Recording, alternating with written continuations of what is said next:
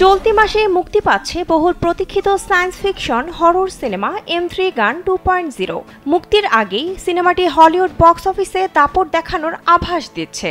এবারের গ্রীষ্মে একাধিক হরর সিনেমা বক্স অফিসে দুর্দান্ত সাফল্য পেয়েছে এবং M3 গান এর এই সিকুয়েলেও সেই ধারাবাহিকতা বজায় রাখবে বলে আশা করা হচ্ছে। 2022 সালে মুক্তিপ্রাপ্ত M3 গান ছিল কৃত্রিম বুদ্ধিমত্তা সম্পন্ন একটি পুতুলকে ঘিরে নির্মিত, যে ধীরে ধীরে আত্মচেতনা অর্জন করে এবং নিজের প্রিয় মানুষের কাছ থেকে অন্য কাউকে যে কোনো উপায়ে দূরে রাখতে চায়। সে সময় হরর প্রেমীদের মধ্যে মুভিটি দারুণ আলোড়ন তোলে। স্যান্ডেলিনা সো রূপচর্চায় আভিজাত্য। 3 বছর পর এবার আসছে এর সিকুয়েল M3 গান 2.0।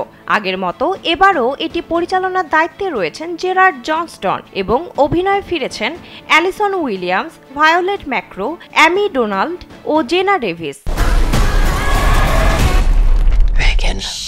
বক্স অফিস প্রোর প্রতিবেদন অনুযায়ী নতুন এই সিনেমাটির উদ্বোধনী সপ্তাহান্তে উত্তর আমেরিকায় আনুমানিক 20 থেকে 30 মিলিয়ন ডলার আয়ের সম্ভাবনা রয়েছে।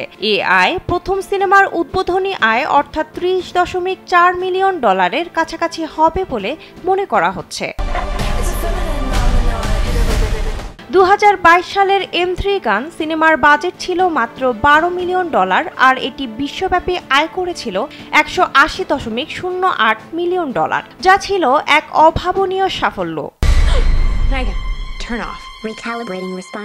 এখন দেখা যাক নতুন এই কিস্তিটি আগের মতোই দর্শকদের মন জয় করে বক্স অফিসে একই রকম দাপট দেখাতে পারে কিনা।